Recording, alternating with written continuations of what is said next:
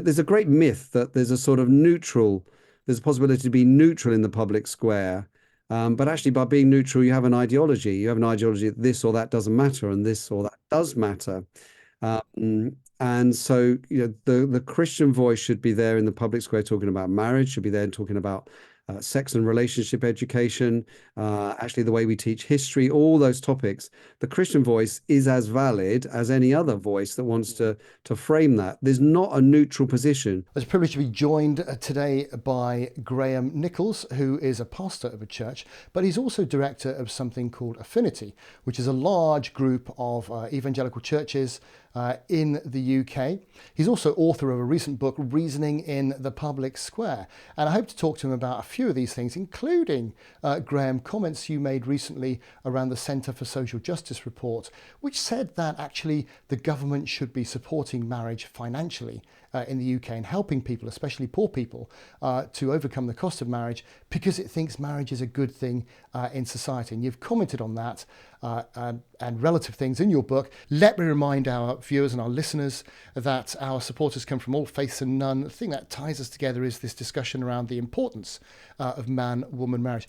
Before we begin, Graham, I wonder if you could just say a quick hello to our listeners, our viewers, so they can see who you are. Yeah, hello. Thank you very much, Tony, for having me on. As said, I'm director of Affinity, but I also pastor a church and have a grown-up family as well and other stuff. Listen, one of those other things is, of course, you're an author, and I want to talk to you a little bit about your new book, which has come out at the time of recording just earlier on this week, in fact. But you mentioned something which we've spoken about separately as an organisation, which is the recent Centre for Social Justice report, which is kind of like asking whether marriage is so important that the government ought to promote it via funding for those people who can't otherwise afford to get married. And there are pluses and minuses of that. And as opposed to discuss whether or not the government should or shouldn't do that, because different people have different views, I think. Nevertheless, I think the idea that marriage is really important to society, and the idea statistically of growing up with your married mum and dad and the head start that gives you in life, and not only that, but the fact that we live in a society where it's 4 times more likely for you to be married if you come from wealthy parents than if you come from poor parents. And the fact that that gives you such a difficulty in life in terms of relative head start and the whole kind of social transition and social mobility thing, massive conversations to be had around. Hence the report by the Centre for Social Justice on it's important that we promote this. In the context of that, Graham, you've written a book. Tell us about your book. Tell us what it's called. Tell us why you wrote it. Because very similarly, you're looking at the issue of the fact that some people need to speak up about what's good and right in society and what's best. And tell us a bit about your book.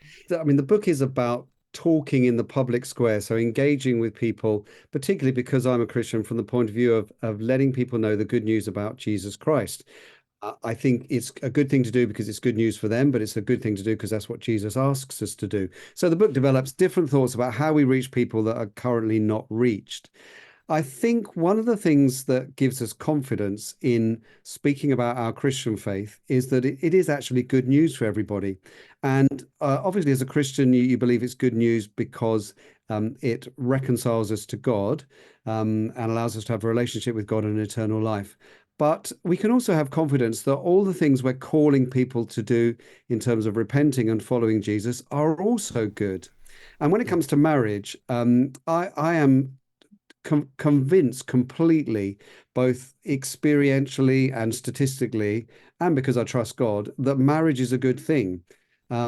Interestingly, as I've got older, I don't think I've got grumpier. Well, I probably have got grumpier, but I don't think I've got grumpier about marriage and just kind of dismissing all the other options. I think having pastored lots of people, you realize how good marriage is in terms of the relationship between the two people, but particularly in terms of families and the stability of society more general. And of course, if we believe in God and we believe God is good, something that he calls us to do is not going to be arbitrary. Like, here's a way of doing it, but there's other ways of doing it. And I, God, just want you to do it this way just because I'm, a little bit awkward. Of course, it's going to be, the way that we're going to flourish. And statistically, which is what the Centre of Social Justice really is seeing, statistically, marriage is very successful. And it talks about this issue of loneliness and the fact that so many people these days are lonely. And growing up without, and smartphones of course add to this, a lot of things add to this, but actually marriage is a key kind of solution to loneliness for many. And of course we all recognize, okay, that some marriages go wrong, and that abuse, adultery, abandonment, all those sorts of things which are awful, no one's saying, actually that's good for you, because it clearly isn't. But nevertheless, the majority of marriages are healthy and happy and contribute to this loneliness agenda. In the terms of the stats are clear, people are healthy, they're happier, they generally live longer. I think Brad Wilcox's recent work talks about the fact that statistically the happiest people in the world are married with children. And so, it does bring a level and a dimension. I'm interested that you've been a pastor for quite a while. Yeah. You've seen thousands of people through your ministry, and so in a way that maybe a lot of people don't get involved with people's individual lives, and you've seen that actually marriage makes a difference, which is quite interesting. Yeah, absolutely. And you can focus too much on just the children, but particularly seeing adults whose family broke up when they were children, and the deep and sort of long-lasting wounds from that. Now, as you said and qualified very rightly, there are people who will be single for all kinds of reasons, and we're not saying you're condemned to loneliness and inferiority. But I think we can say things that are generally true and generally good, accepting that that doesn't always happen.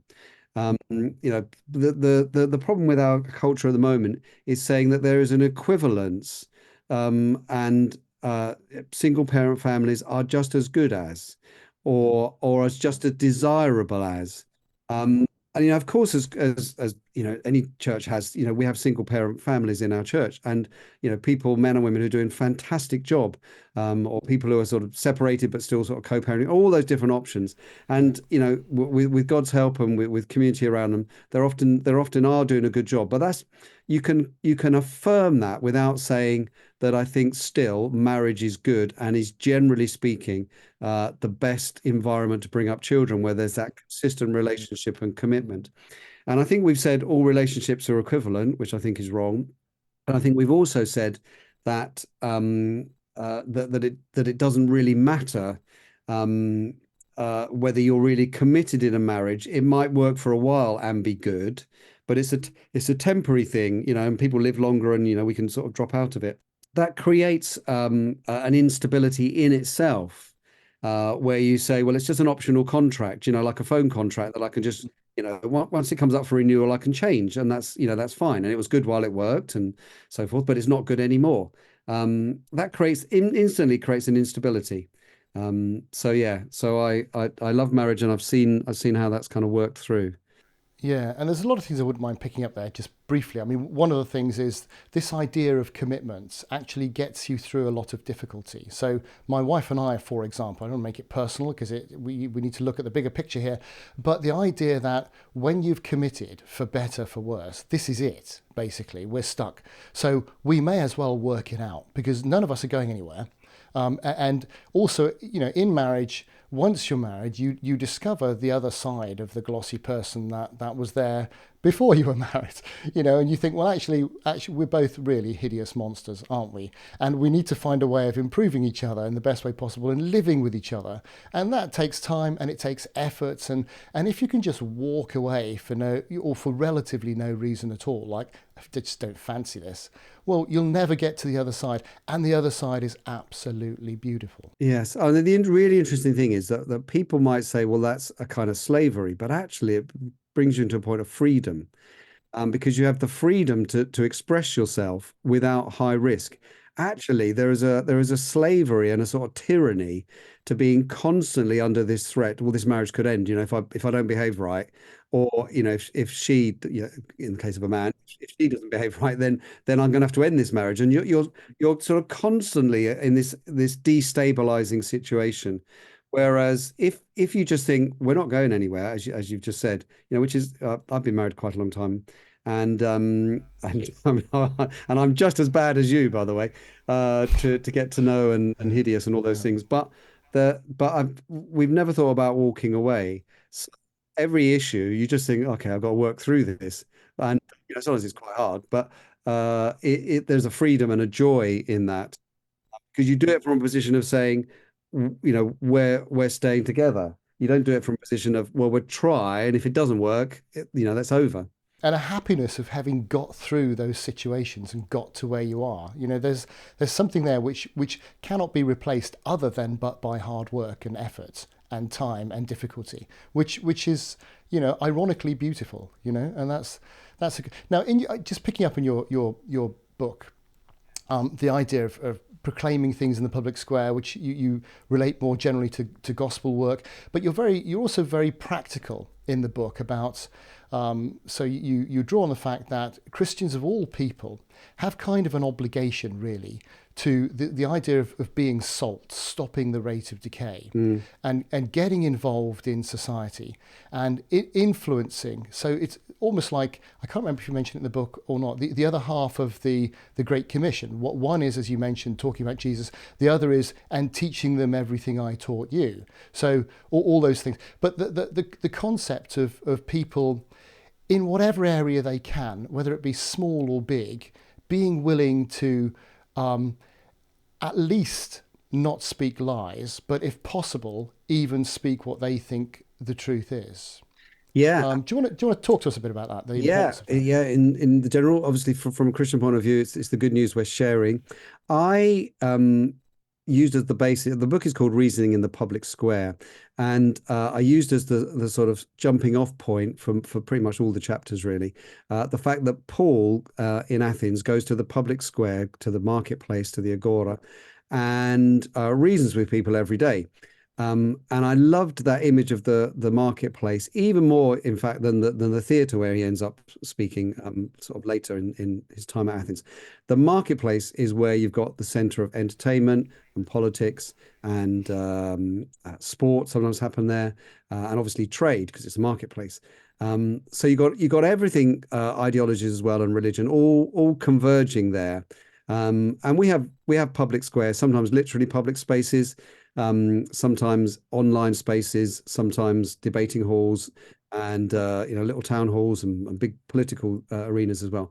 And clearly, from a point of view of Christian, I want to get into those spaces and talk about the gospel, but I also want to get in those spaces and do good because that's what I'm called to do.